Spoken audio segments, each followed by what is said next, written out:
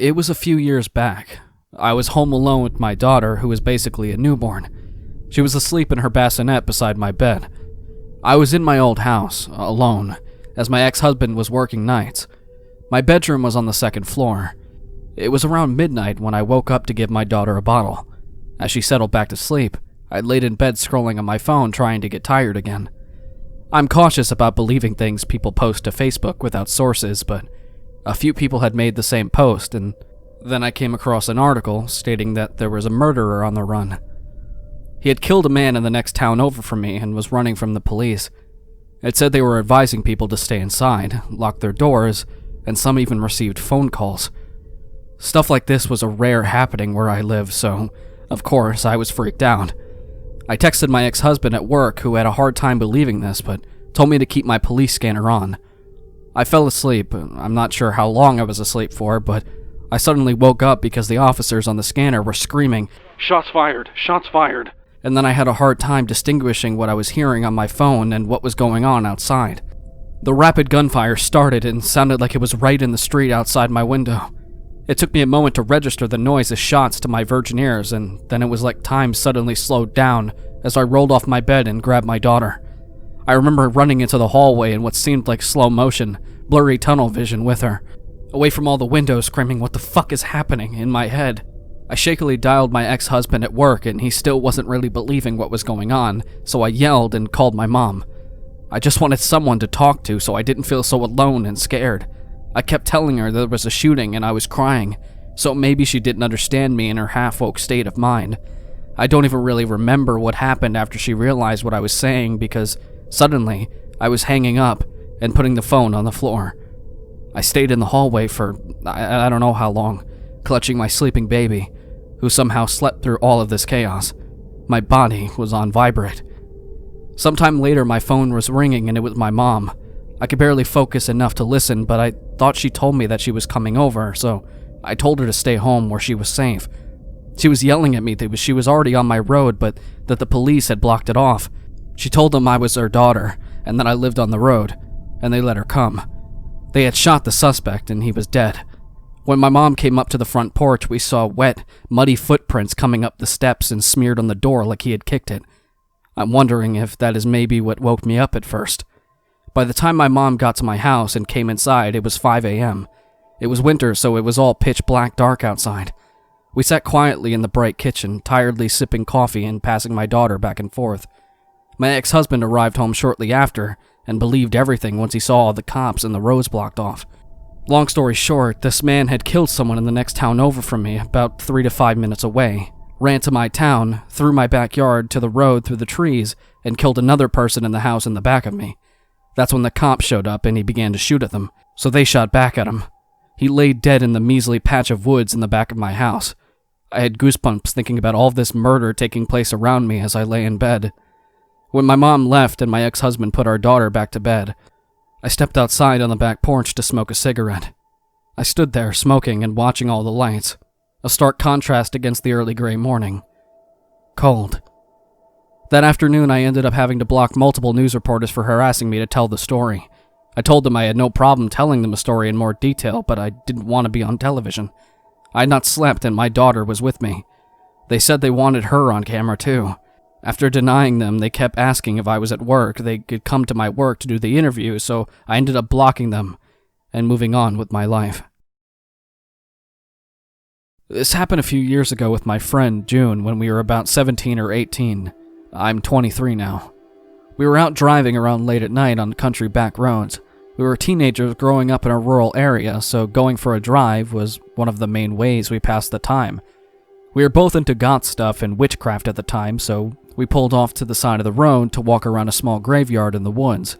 It was impossible to see at night, but we'd gone there a few times in the day before, just to hang out. The whole area is heavily forested, but the path to the graveyard is short. It's right next to the road, just barely hidden in the woods. Anyway, we started slowly on the small loop that takes you around all the gravestones, using our flashlights to read the names and looking at all the carvings on the stones.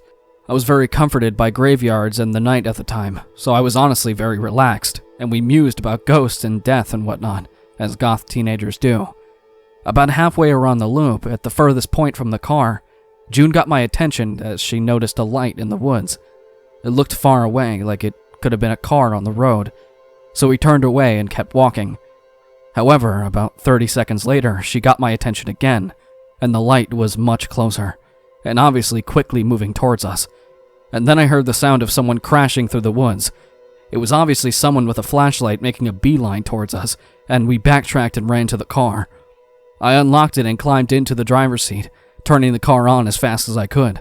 And right before the lights came on, this huge, grisly-looking man dressed head to toe in camouflage, carrying a huge crossbow and wearing a headlamp busted out of the foliage, and was coming right for the car. He has this manic look in his eyes that just made me want to escape even more, and I reversed as quickly as I could and peeled out of there. We didn't stop driving for a while, even though we never saw him following us after we drove off. We both couldn't shake the feeling that we were being followed. Finally, I think we both got too tired to stay out any longer, and we went back to our houses. But I still constantly think about how quickly he got to us. If we hadn't sprinted right when we did, he would have caught us as we were getting into the car. I literally slammed my door about a second before he came barreling out of the woods towards us. Plus, the fact that there are no houses nearby. This person was waiting in the woods in full hunting gear with a weapon, and we clearly weren't animals, as we had a flashlight, and there's no trespassing sign in sight. The whole area around this graveyard is state park. I go out into the woods into weird places in the night a lot, and I've seen some stuff I would consider supernatural that really scared me. But none of those things ever truly made me afraid to go into the woods like he did. I still go out on my own, but I really never let my guard down like I used to. I live in a small town in South Africa. Near my town there's a large patch of woods, and since the outbreak of the coronavirus, I haven't been in the woods for a long time. Until yesterday. So my friend called me to ask if I wanted to join him and a few other mates to play a game of paintball in the woods, and obviously I was keen. I got my paintball gear and gun and headed off to my mate's place. There were 6 of us: Chase, Liam, Matt, Joey, Steven, and obviously me. We headed off to the woods, but made a few stops to fill up on petrol and get some gas for the paintball guns. When we finally got to the woods, we parked the cars, got in our gear, and ventured out into the forest to find the perfect spot to paintball. Eventually, we got deep enough into an area with sufficient cover and space to play a good game of capture the flag.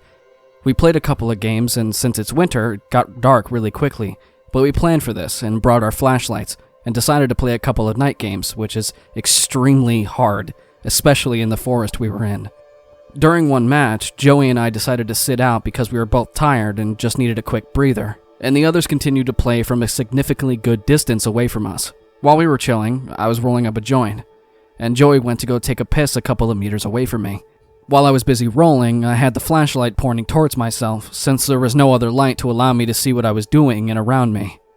It was completely dark. I couldn't even see 2 meters ahead of myself because of how dark it was. Suddenly, I heard footsteps coming my way, but I thought it was Joey, and I soon realized I couldn't see any light from his flashlight, so now I was more vigilant, but still relaxed, thinking he was trying to play a prank on me or something. But the footsteps stopped a few meters away from me, so I lifted up my flashlight and pointed it in the direction where I heard the footsteps and scanned the area, but just saw bushes and trees, and I thought it just might be Joey hiding in the bushes or behind a tree, waiting to give me a jump scare. And then I heard footsteps coming in the opposite direction. When I looked, I could see it was Joey because he was holding his flashlight. That's when I stopped what I was doing and picked up my flashlight and paintball gun, and when Joey reached me, I whispered, "Bro, I think there's someone over there." And Joey obviously didn't believe me and just said to stop being a baby, but he soon regretted saying that, because I decided to do one last scan of where I heard the footsteps. And to my horror, I saw someone peeking and staring right at me from behind a tree, probably 10 or 11 meters away from us. I just shouted, "What the actual fuck?" And when Joey heard me say this, he looked at me, and then where the man was, and instantly jumped up, picking up his paintball gun in the process. We stared at each other for at least 2 minutes, but it felt like forever, until he stepped out from behind the tree.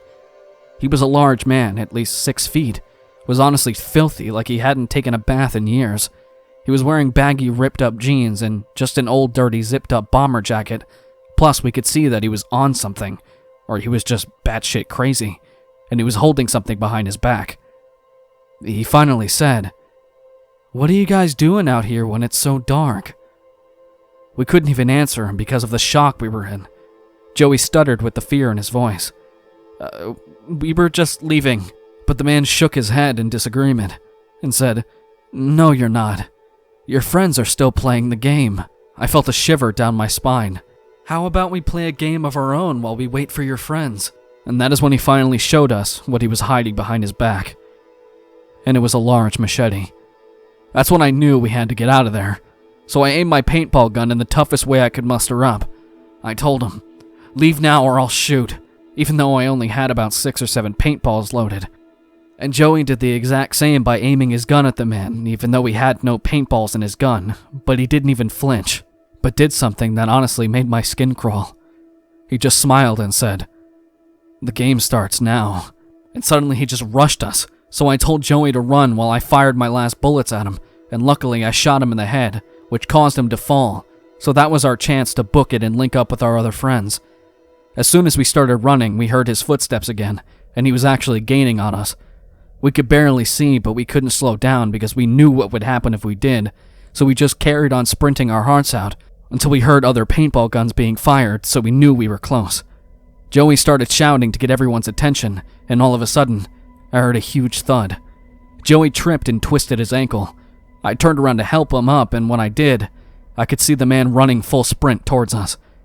In that moment, I thought it was going to be the end. But our friends heard our screams for help and rushed to us when they saw the man. They just started firing at him, and he knew he wasn't going to be able to take us all on, so he decided to turn around and disappear into the forest. We helped Joey up and rushed to get our stuff and rushed to the cars. When we got to my friend's place, we helped Joey treat his ankle, and I proceeded to tell my friends everything that happened, and they were all creeped out. It's safe to say that the next time I'm in those woods, I will be more vigilant. This happened over 20 years ago.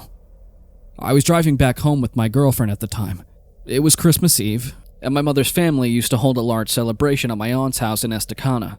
This was my girlfriend's first time meeting with my extended family, but she got on quite well with them. We spent the majority of the afternoon and evening talking, playing poker, opening presents, and drinking an assortment of adult beverages. My girlfriend had been quite inebriated by the time we had to leave. Therefore, I'd be driving us home. It was around 11 p.m. or so. I was driving my girlfriend's car along Highway 211. Now, this stretch of road is surrounded by farms and dense patches of forest, and parts of it are unlit. But nothing to fear, I grew up in this area, so I knew this road like the back of my hand. The both of us were just driving and talking away, just two young lovers making the most of our moment together. There is a portion of the highway that descends down an enormous hill before crossing Deep Creek. Surrounding both sides of the road are thick forests. There are no lights. The only thing we could see was the area directly in front of our headlights.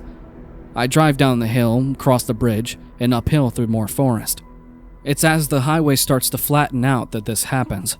Something sprints across the road so suddenly that I almost hit whatever it was.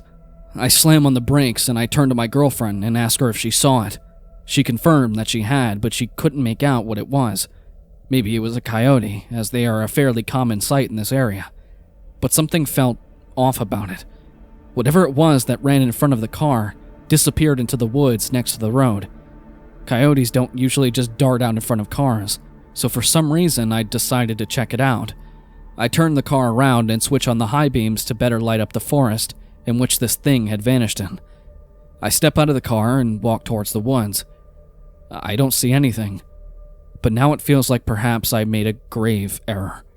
My heart is pounding and the hairs on the back of my neck are standing at full attention, but I still don't see anything unusual in the trees.